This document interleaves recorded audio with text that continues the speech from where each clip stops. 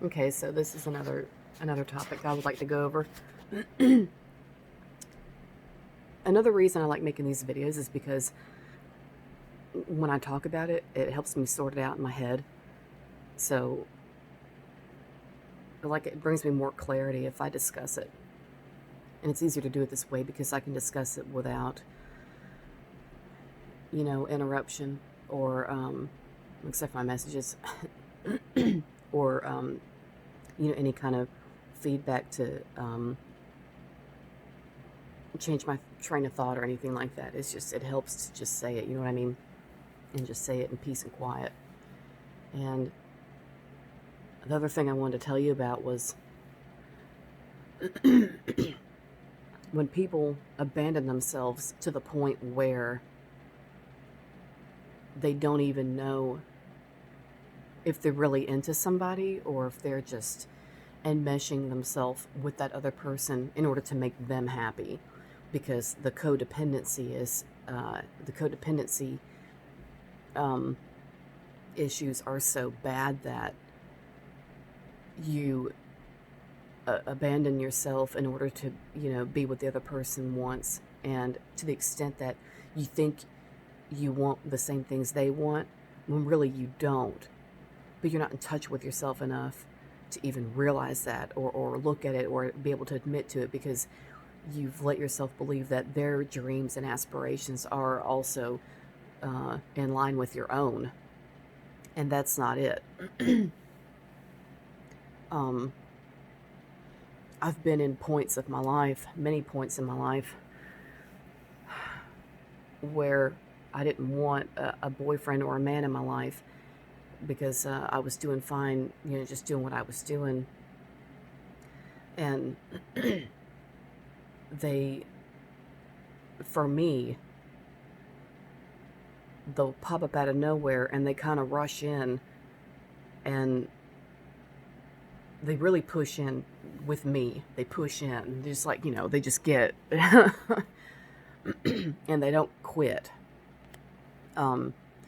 They don't back down. And they act like they're real obsessed, like they've never seen anything like you before. And I don't see myself that way, so it confuses the fuck out of me when men do that to me. Oh my God, it's Miranda. Blah, blah. What about me? What about me? What? I don't know if they're all just on some kind of drug that just, works like ecstasy or what. But anyway, so they just, for some odd reason, they really plop into my lap out of nowhere, and they really get hooked real fast, and they really, get carried away with stuff. They get real carried away. And that has happened most recently, and it went farther. Like being married to him, all of that, the way that happened, that went farther, so much faster than I could have ever imagined myself allowing. Because I was still having the issue of the codependency thing, which is, in order for survival, the child learns that they have to be what the parent wants, or else they'll get neglected, or whatever, or get ignored, or what have you. They learn that they have to do what the parent wants, and that means self-abandonment. Plain and simple, that's what that means, self-abandonment. And when they grow up, they don't know themselves because that was never allowed. And they don't know what they want because what they wanted was never allowed or was laughed at. Me, I was laughed at a lot. My parents laughed at me a lot. And I learned to just, hide a lot of myself. And it was basic shit, like I would experiment with learning new words and stuff. My parents, and my mother especially, would cackle when I was experimenting with something I, just newly learned, oh my God, she ate that up. She ate that up. And I just thought, well, goddamn, I won't do that again, and that is what they do. That is what children do. I remember these things, and you can see them do it now. You know, you can see it. Um, the child psychology is the same in each one for the most part, unless there's something weird going on. But um, when the kid learns that they can't be who they are because what the other person wants is more important, is deemed more important, the child will neglect themselves completely in order to maintain survival because they think that doing what the parent wants is gonna mean survival or not. So when they grow up, like I say, they turn into people like how I was. I'm not this way now, so I'm going to be real hard to deal with now.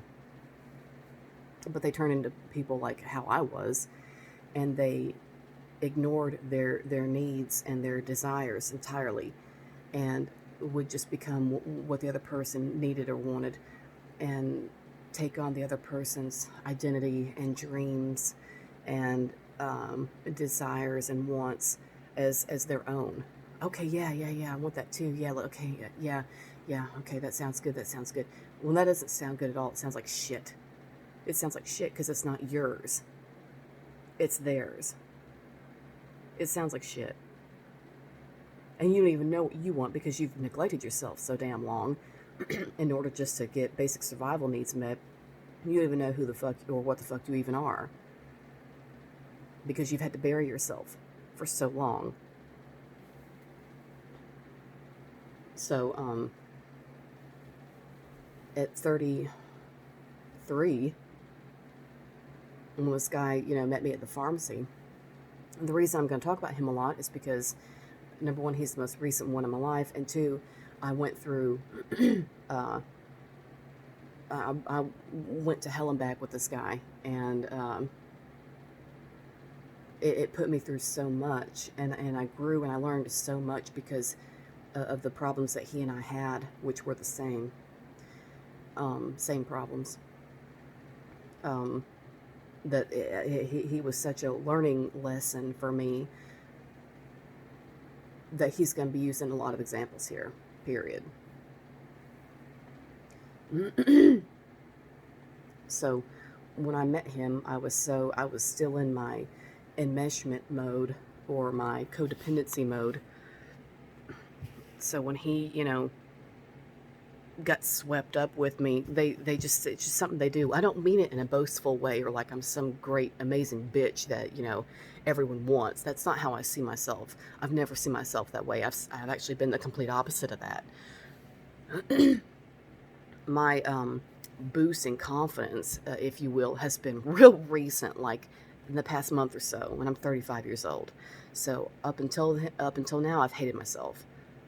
So, don't think that I think I'm number one and everybody's dying to get between my legs and shit like that. That's not how it is.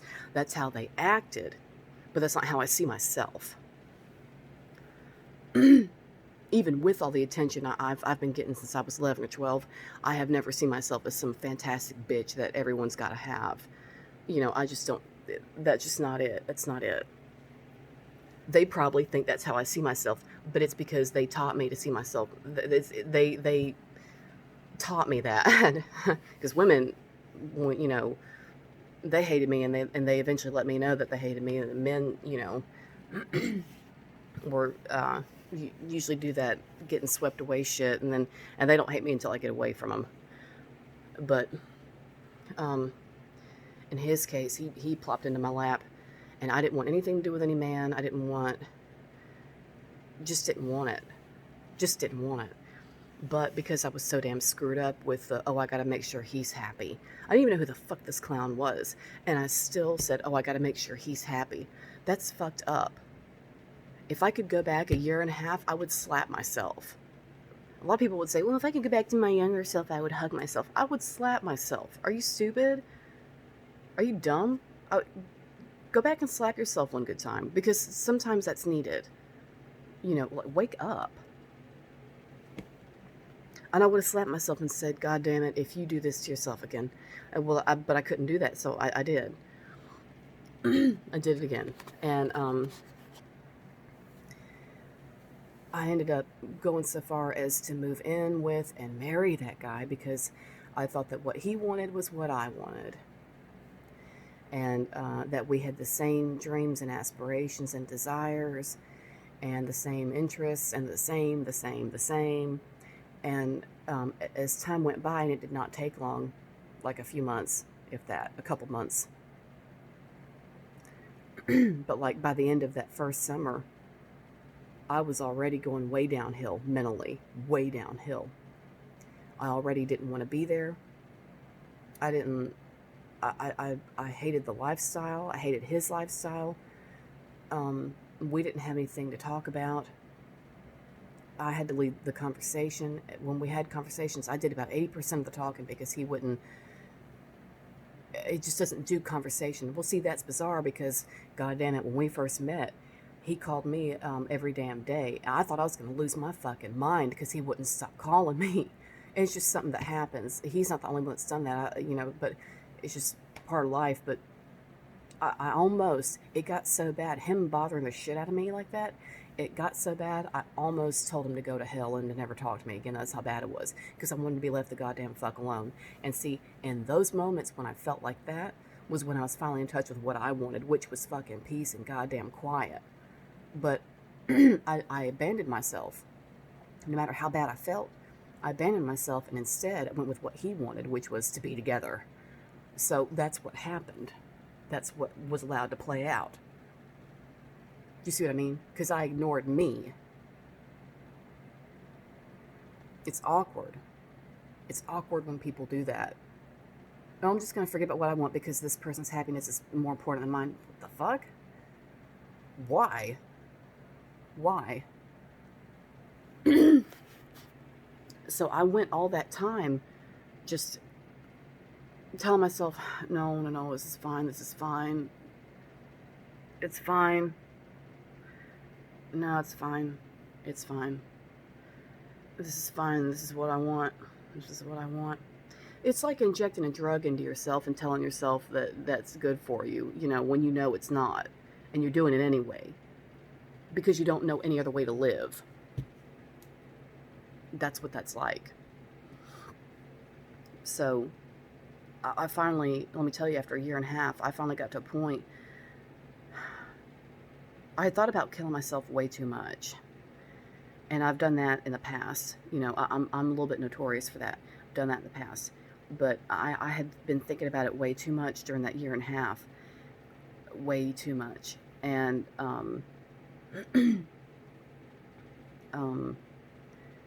I finally reached a point where I said, you know what? This isn't good. I shouldn't be doing this. I should not be doing this. And I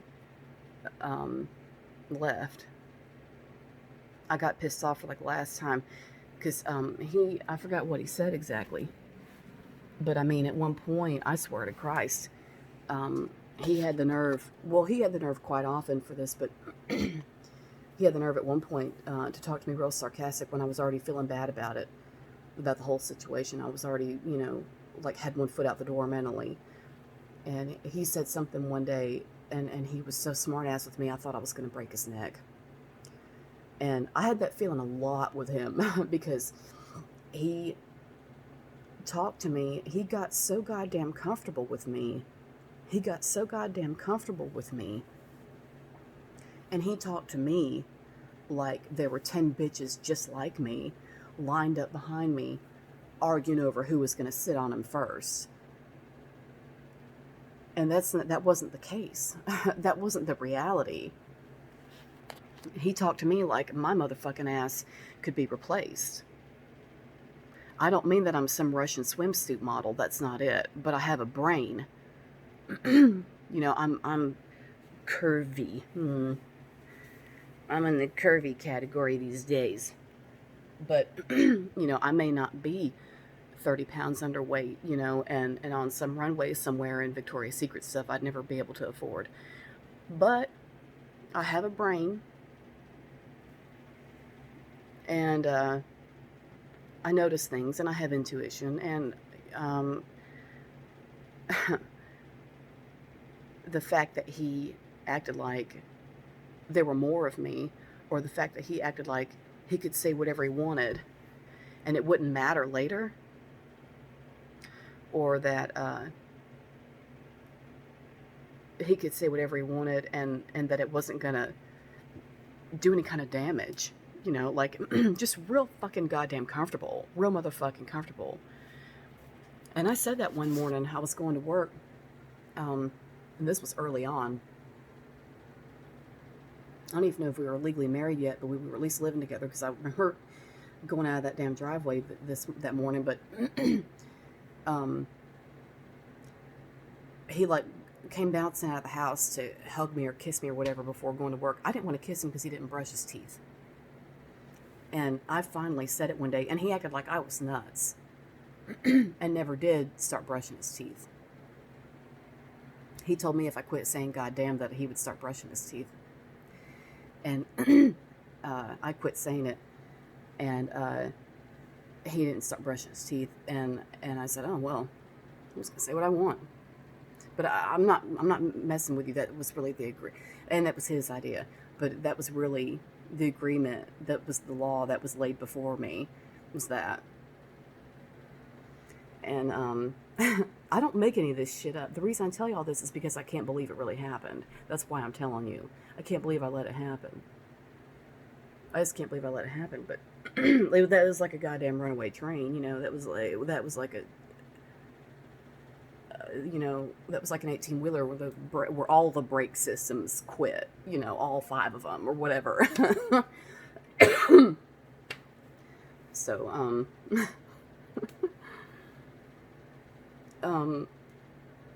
but he came out there one morning and was like pissed off that I didn't kiss him goodbye as I went out the door or whatever. I thought his ass was asleep, which I don't bother people when they're asleep. I just don't. I've had a hard time sleeping all my life, and when I see somebody sleeping, I do my very, very best to not fucking bother them, because I know how important it is to finally get sleep, because I haven't. So in the mornings, I left him well alone, and I would quietly get my clothes on and get my makeup on and get out the door. So I did that, and he came out kind of pissed off about it, that I didn't kiss him or whatever, going out the door, and I was like, well, you were asleep. So, or at least so I thought. Or maybe he was pretending to be asleep to see what I would do. I don't know. So I was sitting in the car ready to go down the driveway. And I said, and I was like fuming at 6:30 in the morning. Fuming. And I said, you're real comfortable with me, aren't you? And he said, yeah. I said, yeah, I can fucking tell. And usually I don't start out with stuff like that, with the instigating stuff. I usually don't do that. That's not necessarily how I operate. But with him, I was doing so many things that I didn't usually do that I couldn't even tell you what person I would be on any given day, because I was pushed past my limits so much. I don't even know who that was. Like, it was a lot of people in one. But he had that, same confused look on his face, like, what in the goddamn fuck, just like confused beyond belief, Ripley's level confused about me being angry about him being so fucking comfortable with me. And and I just thought, oh, fuck this, and I just went down the driveway to work. And I don't remember how the rest of the day went, but we never, with all the arguing that we did, which was like every fucking week, nothing got resolved. Nothing got resolved. We never cleared anything up. We never apologized. We never sorted anything out. We never came to a resolution. He would just get tired of it and leave the room and go get something to eat, or whatever, or just, quit talking or whatever. Like, the only time I could get him to talk was when we were arguing. Besides that, I had to run the conversation. So, Um, yeah, just like that, nothing ever got cleared up. Nothing ever got cleared up. According to him, he found clarity and he got things cleared up. I never fucking did. Never did. Not once. Not one argument did we have where we resolved something from my point of view. And, but when I let that happen because I was so out of touch with myself, and I let it get to a point where we were living together and married because I was more interested in him being happy, just some stranger from down the road, from the middle of nowhere. And I was more concerned because of my early life and how that went. I was more concerned about him being happy and giving him what he wanted in his life than giving myself what I motherfucking wanted in my life, which was to be left the goddamn fuck alone. But I didn't know that because I was so out of touch with myself, because I was so fucking codependent and so fucking enmeshed. This is the kind of shit that can happen if you don't pay attention to what you want from your own life and for yourself. It's usually women who pull this kind of shit, but now and then you'll see a man do it. Only now and then, but usually this is a woman's issue. The put myself on the bottom so everybody can walk on me because you're more important than me. That is something they do. And ladies, you're going to have to stop doing that because that's why you're miserable. And that's just, it's just something that happens, but it's got to stop. But women are confused about their duties and responsibilities, and they think that their responsibilities bringing them so much misery is par for the course, and that's not it. That's not how that's supposed to be. We think it is, and it was the same for all those poor 1950s wives that men say were so perfect. Those women were perfect because they didn't eat, and they did as they were told, and they didn't talk. That's why they were perfect. And those marriages, quote unquote, lasted longer because those women knew they wouldn't survive on their own. That's why they lasted longer. People were not happier in the 50s. That's what they were so crazy about. Movie stars like Grace Kelly and everybody else. Those women were free and lived glamorous and did as they pleased on the screen and off the screen. And that was like, you could live vicariously through them and have that fantasy played out in front of you. While really in real life, you just had to wear a girdle and be agreeable. That kind of shit has to stop. People act like, that's not still going on. It's still going on. It's just, it's not as obvious. But the shutting yourself down thing, for somebody else's happiness, to hell with that. To hell with that. What? So, so I can know that some man's paying my $40 phone bill every month? Bitch, I can shit $40. I don't care. I can sneeze and get $40. I don't give a damn about somebody paying my bills. That doesn't have anything to do with it. That doesn't have anything to do with it. It just doesn't. So, when you neglect yourself and abandon yourself to the point where you are letting somebody else pretty much run your life, and dictate, what y'all are going to do, and they may or may not realize it, they may or may not. If they do, fuck them. Fuck that. And if they don't, just go. You cannot sit there and say, well, this person's happy, I want to see them happy. No, you need to be seeing you happy. Because the reason you're not happy is because you've been ignoring you and doing this shit over and over again with every son of a bitch that plops into your lap. So you need to stop. It's just, it's amazing the things people do to themselves. I mean, it's amazing what people do to other people, but it's amazing the shit you do to yourself. It's just as bad. It's just as bad, the things you do to yourself. So,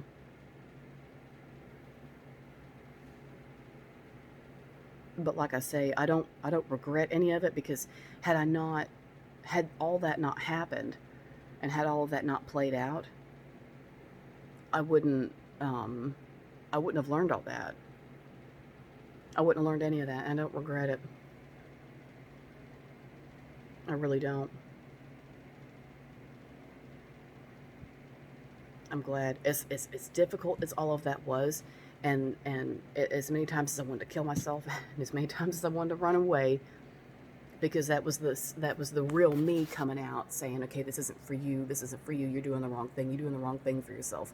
I ignored it, and I went back to what he wanted, which was, to sit in front of the TV and just sit there and get fatter. And I didn't want to live that life. um, I just didn't want to live that life.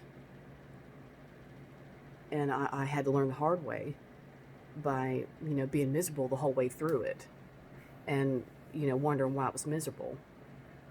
So, moral of the story, don't abandon yourself. Don't neglect yourself. If something does not feel good to you, or if you're not sure, or if somebody says something and you don't know if that's what you want or not, then damn it, say no. Just say no. That's all I got. Thanks.